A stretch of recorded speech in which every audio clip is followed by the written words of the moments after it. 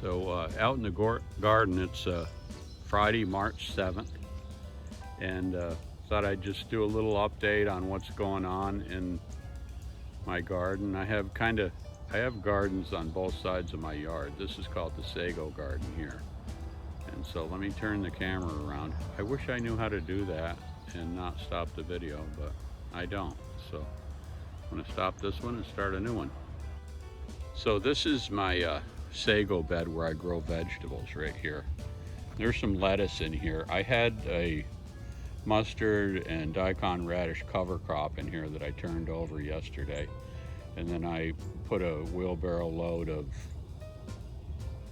mushroom compost with chicken manure in it on top of that. There's some peas over here, but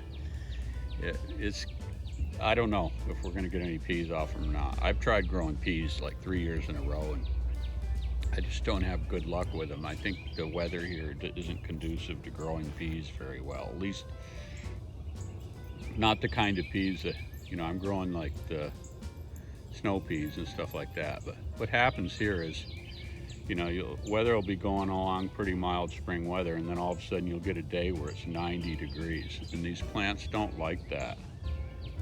This is some lettuce here that I kind of left in there because it's doing okay, so I'll probably harvest that. And then in this bed I'm going to plant some cantaloupes and probably maybe a few peppers or a tomato plant. I'm not really sure.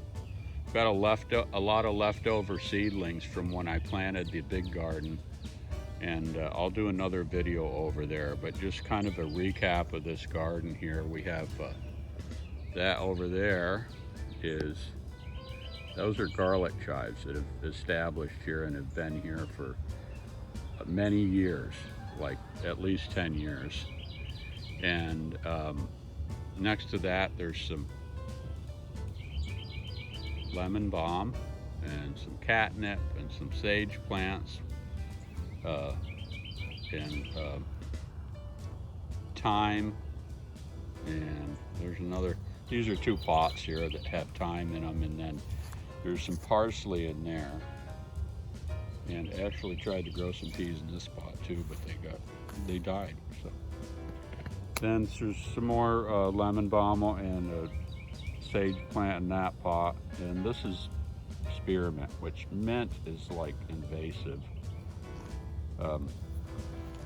I planted these in here last year because I had some in that bed over there and it was taken over, so I dug that out of there, and that's why I started this, so I could still have some mint but not have it clogging up the area where I grow my food.